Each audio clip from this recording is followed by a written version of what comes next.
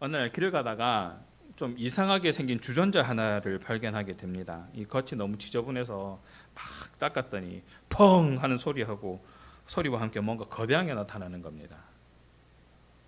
진이가 나타나서 제게 묻습니다. 소원을 들어주겠다. 기분 되게 좋을 것 같아요. 참 동화 같은 이야기죠. 평소에 갖고 싶었던 것들, 이런 힘이 있으면 참 좋겠다. 내게 이런 능력이 있으면 참 좋겠다. 그런 것들을 늘 사모하며 살아가잖아요. 근데 어느 날 갑자기 그러한 물건이나 힘을 얻을 수 있는 상황이 되면 어떤 마음이 들까? 진이가 굳이 안 나타나도 로또 당첨되는 순간 우와 이거 어떡하지 하는 그런 마음들 막 들겠죠. 당연히 좋겠죠. 정말 가지고 싶은 거 하나하나 꼽아가면서 어떻게 이루어갈까, 어떻게 살까, 어떻게 구해낼까 막 이런 고민들을 할 것입니다. 근데 진이도 아니고 로또도 아니고 이게 가지고 싶은 건 있는데 갖고 싶은 힘은 있는데 어떤 능력은 있는데 그것을 살 수 있는 대가를 가지고 있거나 아니면 그 대가에 상응하는 뭔가를 가지고 있으면 그것을 얻는 것이 그렇게 어렵지는 않습니다. 그런데 그 갖고 싶은 그 무엇인가가 내 분수에 넘치는 것이거나 아니면 내 것이 아닌데 그것을 탐하게 된다면 우리는 그 마음을 욕심이라고 부릅니다. 욕망, 탐욕, 과욕, 야욕 이런 것들도 그 비슷한 마음들이겠죠. 내게 없는 것을 갖고 싶어하는 마음. 이 비슷해 보이는 이 단어들이지만 미세하게 그 의미들이 조금씩 다릅니다. 이 뭔가 부족함을 느껴서 그 무언가를 가지거나 누리고자 탐하는 마음을 욕망이라고 하는데 이 욕망은 참 개인적인 마음이면서 어쩌면 선한 방향으로 욕심을 내는 그러한 경향들이 많습니다. 반면에 이 탐욕이라는 것도 있는데요. 탐욕은 지나치게 탐하는 욕심이라는 뜻이에요. 그런데 욕심이 과한 상태를 말합니다. 충분히 그럴 수 있죠. 그럴 수 있는데 이 방향이 선한 방향이 아니라 좀 악한 방향 쪽으로 치우쳤을 때 우리는 그것을 탐욕이라고 부릅니다. 개인적인 마음인 건 같지만 선하지 못한 방향이기 때문에 순수하지 못한 그러한 욕심인 것이지요. 이러한 단어의 뜻을 정확하게 알고 보면 우리가 무언가를 가지고 싶다라는 마음이 들 때 그것이 욕망인지 아니면 그저 욕심인지 아니면 탐욕인지 좀 쉽게 구별할 수 있습니다. 아까 말씀드렸다시피 오늘 본문은 11장 전체의 이야기입니다. 그래서 11장 1절부터 찬찬히 살펴볼 필요가 있습니다. 민수기 11장 1절에 보니까 여호와께서 들으시기에 백성이 악한 말로 원망하매 여호와께서 들으시고 진노하사 여호와의 불을 그들 중에 붙여서 진영 끝을 사르게 하시매. 백성들의 원망으로부터 출발하고 있습니다. 어쩌면 하나님의 백성으로서 그 삶의 모습이 완전히 준비되지 못한 그런 모습을 보이고 있습니다.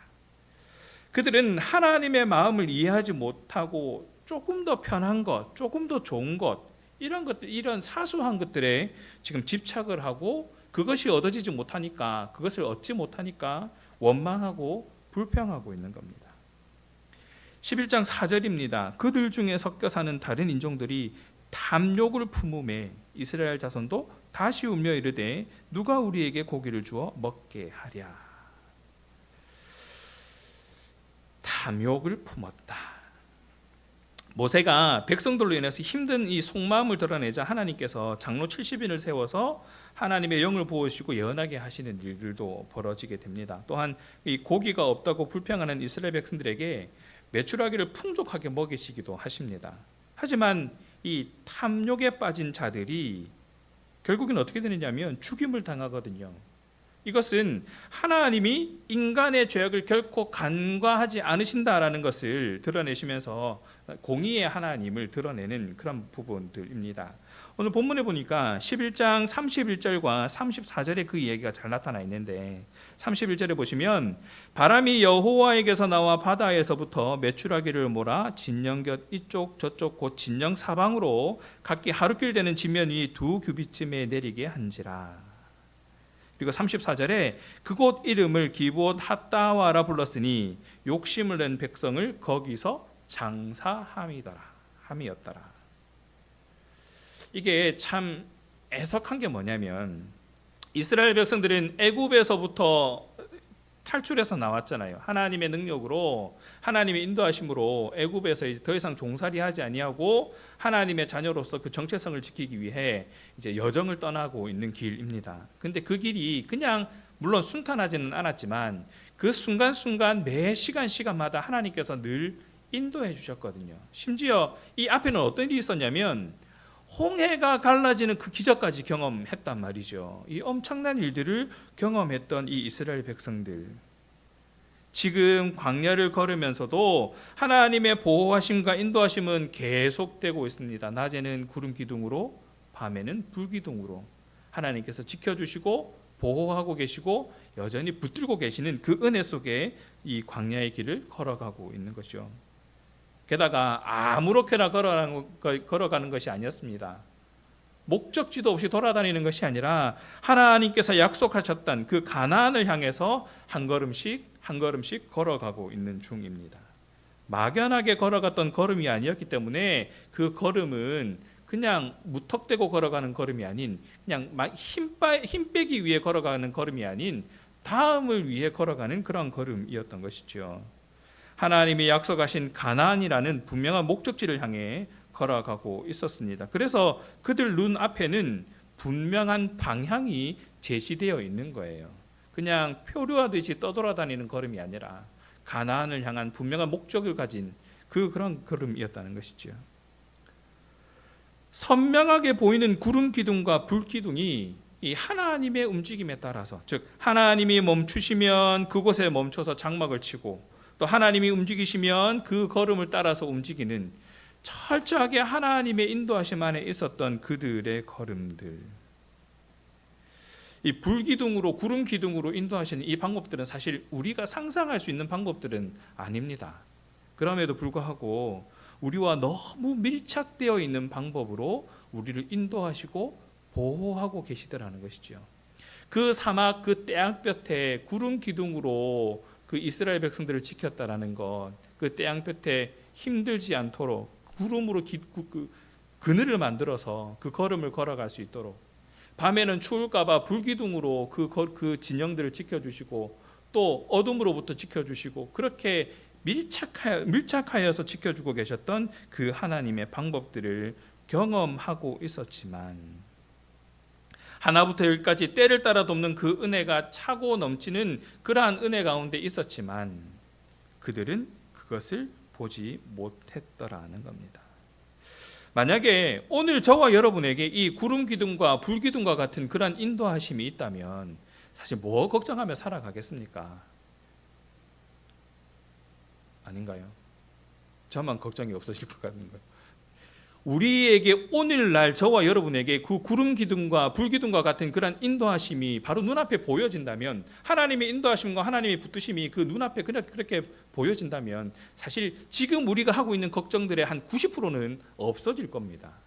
그렇죠? 그런데 지금 그들은 그렇게 그런 인도하심 가운데 있음에도 불구하고 여전히 그 가운데 벌어지는 일들은 원망으로부터 시작되어지고 그들의 삶이 원망으로 가득 차 있는 그러한 삶이라는 것입니다. 기적을 매일같이 보면서도 이스라엘 백성들은 하나님을 원망합니다. 놀라운 하나님의 은혜를 체험하고 나서도 사람들은 금세 그 마음이 변해버리는 것이 어쩌면 같은 모양이지 않을까요? 가만히 보면 그런 것 같아요. 은혜를 너무 자주 입다 보면 그게 익숙해져 가지고 이게 은혜가 은혜 아닌 것처럼 느껴지는 건가? 라는 생각도 들게 되더라는 겁니다. 그런데 한 걸음 더 나아가서 원망하고 불평까지 하더라는 것이죠. 근데 4절에 가만히 보니까 이런 얘기가 나와요. 이스라엘 백성들이 출애굽할 때에 함께 탈출한 다른 인종들이 탐욕을 품었다라고 얘기를 합니다. 이스라엘 백성들이 탐욕을 품은 게 아니라 그때 애굽에서 나올 때 함께 나왔던 이스라엘 백성들 말고 함께 나왔던 다른 민족들이 탐욕을 품은 거니까 이거 이스라엘 백성들의 죄와는 상관없는 거 아닙니까? 라고 볼 수도 있겠는데요. 그런데 가만히 보니까 그들만 그렇게 했던 것이 아니라 그들이 그렇게 탐욕을 품어서 불평하고 원망을 하니까 이스라엘 백성들도 우리도 고기 좀 먹고 싶은데 하고 원망하기 시작하더라는 겁니다. 금세 불평하기 시작하더라는 것이죠. 이런 것들을 생각을 했어요. 민수기 11장 5절과 6절을 보니까 우리가 애굽에 있을 때에는 값없이 생선과 오이와 참외와 부추와 파와 마늘 등을 먹었던 것들이 생각나거든. 이제는 우리의 기력이 다하여서 이 만나 외에는 보이는 것이 아무것도 없도다. 그때는 그게 참 좋았는데 그냥 아무 걱정 없이 그냥 막 먹을 수 있었는데 그게 더 은혜였던 거 아닌가. 지금 이 만나 말고는 아무것도 없잖아. 이 만나 그거 정말 아무 맛도 없거든요. 근데 만난다고 이름이 만난가요? 분명히 이름은 만난데 아무 맛이 없었어요. 그냥 그저 하루 먹고 살 수 있는 그 끼니를 해결할 수 있는 그런 것에 지나지 않았다고 지금 보고 있는 거죠. 탐욕이 그들의 눈을 그렇게 만들어 버린 겁니다. 그날 아침에도 분명히 만나가 온 진영을 덮었습니다. 그래서 그들이 먹을 만큼 그 만나를 취해서 그날 끼리를 해결하고 그 은혜를 누렸을 것입니다. 하나님이 내려주신 만나를 거둬들여 먹어놓고도 그들은 진영 주위에 옹기종기 모여서 불평하고 원망하고 있는 겁니다. 11장 20절에 보니까 냄새도 싫어하기까지 한 달 동안 먹게 하시리니 이는 너희가 너희 중에 계신 여호와를 멸시하고 그 앞에서 울며 이르기를 우리가 어찌하여 애굽에서 나왔던가 함이라. 괜히 애굽에서 나왔다. 괜히 애굽에서 나왔다. 차라리 그냥 거기 있을 걸. 그냥 예전처럼 거기에 머물고 있을 걸.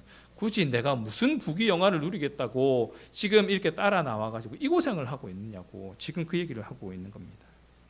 눈앞에 구름기둥이 있고 불기둥이 있는데 그거 못 보고 있는 겁니다. 그렇게 구름기둥으로 불기둥으로 인도하고 계신 하나님을 바라보지 못하고 있는 겁니다. 매일 만나를 거둬들여서 배부르게 먹고 있음에도 불구하고 그 광야에서 아무것도 없는 그 광야에서 그렇게 배부르게 먹고 있음에도 불구하고 그 만나를 내리시는 하나님의 손길을 보지 못하고 있는 겁니다. 유명한 영화 대사 중에 이런 말이 있어요. 호의가 계속되면 그게 권리인 줄 알아요. 어쩌면 우리의 탐욕이 그게 권리인 양 요구하고 있는 것은 아닌가 하는 것이죠. 그나마 계속 하나님의 은혜 안에 머물러 있으면서 그렇게 지속되어지는 은혜를 계속 누리고 하는 것이 익숙해져서 차라리 그렇게라도 무뎌지는 거라면 다행이긴 합니다. 여전히 하나님의 은혜 안에 머물러 있는 거니까요. 아무리 불평하고 불만을 한다 할지라도 이 은혜가 무뎌질 정도로 은혜 안에 계속 있는 거니까 다행이죠. 다행인데 그 손길을 벗어나게 된다면, 하나님의 통치권을 벗어나게 된다면 그때부터 문제가 생기기 시작하는 것이죠. 이게 바로 탐욕입니다. 그럼에도 불구하고 하나님의 영역 안에서, 하나님의 권역 안에서 그 은혜를 누릴 수 있도록 머물러 있어야 함에도 불구하고 탐욕이 그것을 벗어나게 만드는 거죠. 탐욕이 눈을 가리고 양심을 무디게 만들고 결국은 신앙을 무디게 만들어 버립니다. 바르게 살아가던 신앙인들에게 탐욕이 들어가게 되면 그 삶이 완전히 뒤틀려져 버리는 겁니다. 종교라는 그 신앙이라는 허울을 뒤집어 쓰고 이익을 쫓는 거짓말쟁이가 됩니다. 하나님, 그래도 나 거룩하게 하나님 예배 드렸잖아요. 주일은 지켰잖아요. 그래도 내가 수요일 날 이렇게 힘들면에도 불구하고 나와서 내가 자리는 지켰잖아요. 그러면 하나님 나에게 복 주셔야죠. 내가 그래도 이 정도는 하고 있는데, 내가 그래도 이 정도는 기도하고 있는데, 내가 그래도 이만큼은 말씀이 있는데 하나님 나한테 이 정도는 해주셔야 되는 거 아닙니까? 내가 더 거룩했고 내가 더 열심히 했고 내가 더 많이 했는데 네가 나보다 더 잘나면 되나 하고 싸우기 시작하더라는 겁니다. 디모데전서 6장 5절을 보십시오. 마음이 부패하여지고 진리를 잃어버려 경건을 이익의 방도로 생각하는 자들의 다툼이 일어나느니라. 지가 더 열심히 했다 그래요. 지가 더 하나님 생각했다 그래요. 지만큼 하는 사람이 없다 그럽니다.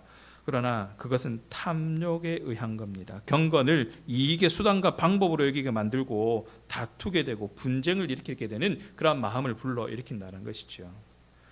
하늘에서 내리는 기적의 만나도 더 맛있는 것을 경험하게 되면 맛없다고 치부해버리고 멀리하게 됩니다. 하나님 만나 말고 다른 거 없나요? 이거 별로 맛이 없는데, 좀 질리는데 다른 거 없나요? 분명히 만나는 그 광야 생활을 하는 데 있어서 이스라엘 백성들에게 유익한 것이었습니다. 그럼에도 불구하고 맛이 없으니까 그냥 가치 없는 것으로 여겨버리는 것이죠. 오늘 주어진 것에 만족하지 못하고 감사하지 못하게 되더라는 겁니다. 그러면서 더 좋은 것, 더 큰 것, 더 화려한 것, 더 가치 있는 것, 그것이 오히려 주어진다고 해도 그래도 하나님 이거 좀 부족한 것 같은데 더 큰 거 없습니까? 더 화려한 거 없습니까? 더 가치 있는 거 없습니까? 하고 점점 더 많은 것을 요구하게 되어지더라는 것이죠. 만족하지 못하고 감사하지 못하는 그런 삶을 살아가게 되더라는 겁니다. 탐욕이 그렇게 만듭니다. 분명히 내게 가진 것이 있는데, 내게 주어진 것이 있는데 나보다 더 많이 가진 사람들에게만 눈이 돌아가는 거예요. 그래서 나는 이것밖에 없는데 그렇게 보는 거죠. 탐욕이 그렇게 만들더라는 겁니다. 감사할 것이 하나도 없어지더라는 겁니다. 내게 있는 것은 당연한 것이고 오히려 부족한 것만 보이게 되더라는 겁니다. 탐욕이 그렇게 만들더라는 겁니다. 기적을 경험해도 감사가 없습니다. 만족이 없습니다. 지금 내 삶을 대하는 태도를 보면 우리의 신앙의 상태를 점검해 볼 수 있는 것이요. 만족하고 있는가? 감사하고 있는가? 민수기 11장 15절입니다. 주께서 내게 이같이 행하실진대 구하옵나니 내게 은혜를 베푸사 즉시 나를 죽여 내가 고난당함을 내가 보지 않게 하옵소서. 모세의 부르짖음입니다. 하나님, 나 도저히 못 참겠습니다. 저 사람들의 원망을 나 더 이상 들어줄 수가 없습니다. 저 사람들의 불평 불만을 나는 더 이상 들어줄 수가 없습니다. 차라리 하나님 나를 죽게 해주십시오. 탐욕에 가득한 자들의 원망이 얼마나 컸으면 모세가 봤을 때 하나님의 은혜를 이렇게 경험하고 하나님의 인도하심 가운데 이렇게 있으면서도 왜 그걸 바라보지 못하는가, 왜 이렇게 만족하지 못하고 감사하지 못하는가, 이런 회의감이 들어가지고 지금 모세로 하여금 차라리 내가 죽는 게 낫겠다라고 하나님께 고백하고 있는 이 장면들, 얼마나 감당하기 힘들었을까. 이 모세가 감당하기 힘들 정도로 이스라엘 백성들은 얼마나 그 불평하고 불만하고 징징거리고 이 마음이 차라리 내가 죽어 차라리 나를 죽여서 내가 고난당함을 보지 않게 하소서. 이 말이 지금 이스라엘 백성들의 상황을 설명하고 있는 겁니다. 하나님은 그래도 모세를 불쌍하게 여기셔서 70명의 지도자를 세우라고 하시죠. 16절에 보면 백성의 장로와 지도자가 될 만한 자 70명을 모아 내게 데리고 오라. 회막에 이르러 거기서 너와 함께 서게 하겠다. 그래도 하나님께서는 모세를 세우셔서 또 그리고 모세를 돕는 이들을 세우셔서 이스라엘 백성들에게 또 하나님의 자녀다운 삶을 살아갈 수 있도록 해 주시더라는 것이죠. 그들에게도 하나님의 영을 부어주셨고 일시적으로 예언을 할 수 있도록 하셔서 모세를 돕게 하시는 일들을 보여주십니다. 그렇게 또 하나님은 은혜로 모세를 지키시고 이스라엘 백성들을 또 지켜나가고 계시는 겁니다. 이 70명의 지도자들을 모세와 함께 일하게 하시겠다라는 것은 여전히 나는 너희들을 인도할 수 있는, 인도해내기에 충분한 여호와다라는 것을 확증하는 것이죠. 그래도 나를 따르지 않겠니? 라고 물어보는 그 하나님의 물음인 거예요. 이렇게까지 내가 하는데 여전히 너희들은 배신하고 불평하고 불만하고 불만에 가득 찬 그런 삶을 살아가겠느냐라는 겁니다. 민수기 11장 18절과 20절에 보시면 하나님께서 이렇게 얘기하시거든요. 또 백성에게 이르기를 너희의 몸을 거룩히 하여 내일 고기 먹기를 기다리라. 너희가 울며 이르기를 누가 우리에게 고기를 주어 먹게 하랴. 애굽에 있을 때 우리가 좋았다 하는 말이 여호와께 들렸으므로 여호와께서 너희에게 고기를 주어 먹게 하실 것이라. 냄새도 싫어하기까지 한 달 동안 먹게 하시리니 이는 너희가 너희 중에 계시는 여호와를 멸시하고 그 앞에서 울며 이르기를 우리가 어찌하여 애굽에서 나왔는가 함이라 하라.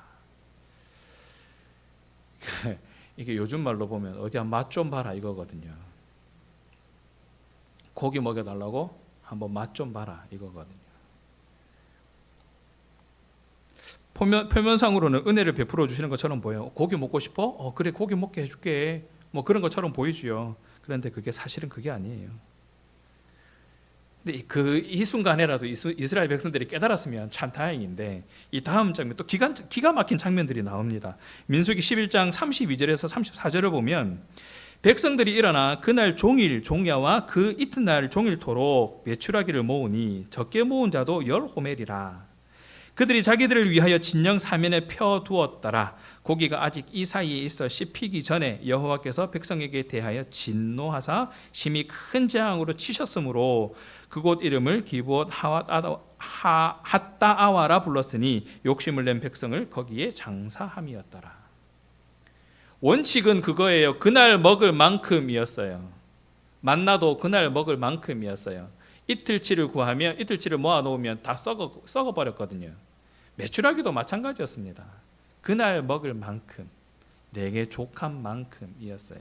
그런데 이 사람들이 종일 종야와 그 이튿날 종일토록 이틀 동안 계속 모은 거예요. 막 욕심을 내서 막 모은 거죠. 아무리 적게 모은 자도 10호멜이라 그랬어요. 이 양도 엄청난 거거든요. 그럼 많이 모은 사람들은 얼마만큼 모았던 겁니까? 그렇게 다 먹고 또 먹으려고 진영 사방에 다 피워두는데 그게 다 그냥 잘 있었느냐? 다 썩었거든요.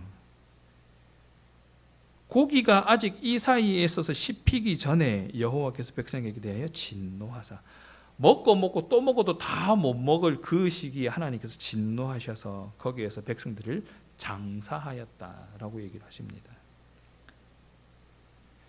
날마다 공급하시는 하나님의 은혜를 의지하지 않고 탐욕으로 고기를 모아둔 거예요. 분명히 하나님께서 그거였잖아요. 어디 맛 좀 봐라 이거였잖아요. 그러면 깨달았어야죠. 근데 이스라엘 백성들은 그거 못했어요. 왜? 탐욕의 눈이 멀어서.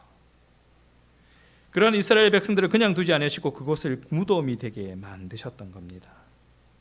기적이 펼쳐졌던 곳은 이제 탐욕으로 눈이 멀어서 죽음의 땅이 되어버린 거예요.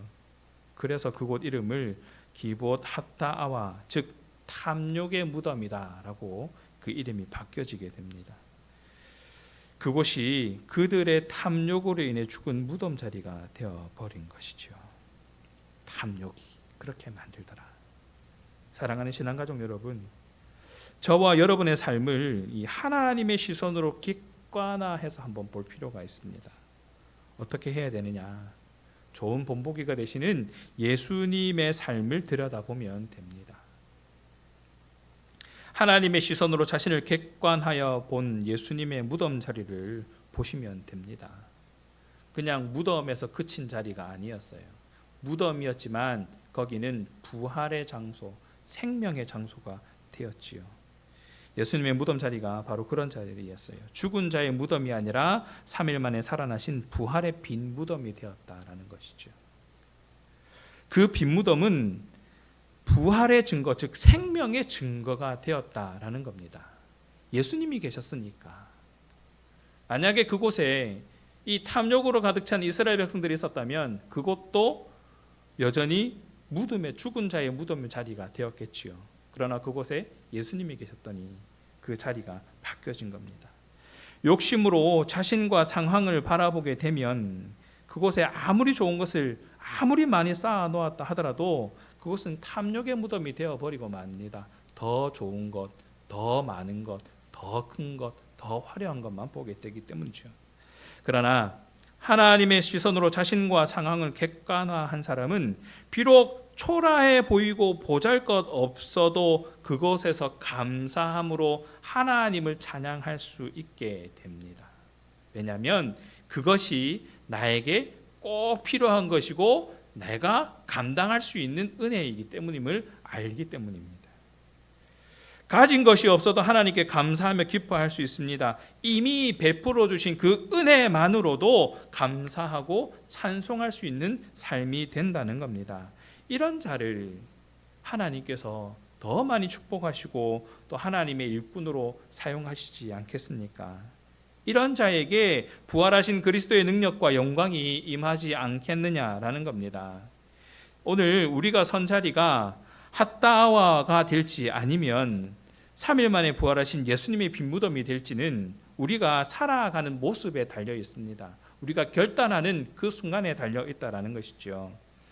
우리가 어떻게 살아가야 하는가, 무엇을 바라보며 살아가야 하는가, 하나님께 은혜를 구하며 살아가야 하는 것은 당연한 것이지만 지금 내게 주신 그 은혜가 내게 족함으로 하나님 감사합니다. 그것을 가지고 내가 무엇을 하며 살아갈 수 있을지 깨닫게 하시고 하나님께서 주신 능력으로 그것을 잘 감당하며 살아갈 수 있도록 인도하여 주시옵소서. 이 기도 제목이 저와 여러분의 기도 제목이 되어야 할 것입니다.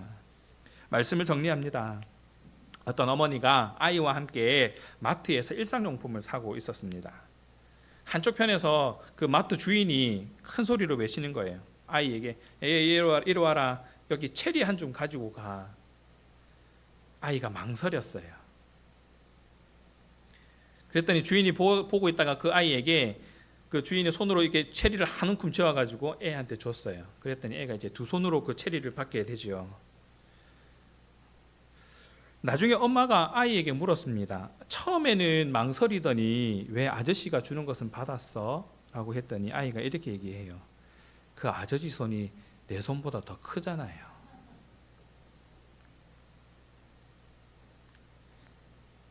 똑같은 한 움큼인데 달라요. 되게 똑똑하죠. 하나님의 손을 볼 수 있어야 됩니다. 여호와의 손이 짧으냐? 본문 속에는 어디 맛 좀 봐라 였지만 그렇게 하실 수 있는 분이라는 겁니다. 그만큼 주실 수 있는 분이라는 겁니다. 그만큼 베풀어도 부족함이 없는 분이 하나님이시라는 것이지요. 하나님께서 모세에게 던지신 반문, 내 손이 짧냐? 내가 그것밖에 못할 것 같으냐? 네가 의심하냐? 그게 아니라는 겁니다. 하실 수 있는 분이라는 것이지요. 하나님의 섭리와 은혜라는 것은 하나님께서는 얼마든지 하실 수 있지만 우리가 감당할 수 있는 만큼 우리에게 족한 만큼만 허락하신다라는 것.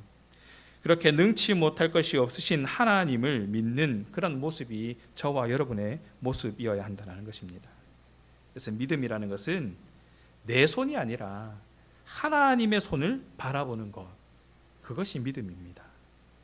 하나님께는 불가능한 것이 없습니다. 하나님께서는 또한 말도 그냥 허투루 하시는 분이 아니시거든요. 심지어 말씀하신 것은 반드시 이루시는 분이 하나님이십니다. 그래서 우리는 하나님께서 베풀어 주신 은혜, 베풀어 주실 은혜를 우리는 바로 볼 수 있어야 하는 것이죠. 얼마든지 더 주실 수 있는 분이 우리에게 필요한 만큼 베풀어 주신다라는 것을 잊지 말아야 합니다. 그래서 우리가 가진 것, 지금 우리가 누리고 있는 것에 감사할 수 있어야 된다는 것이죠.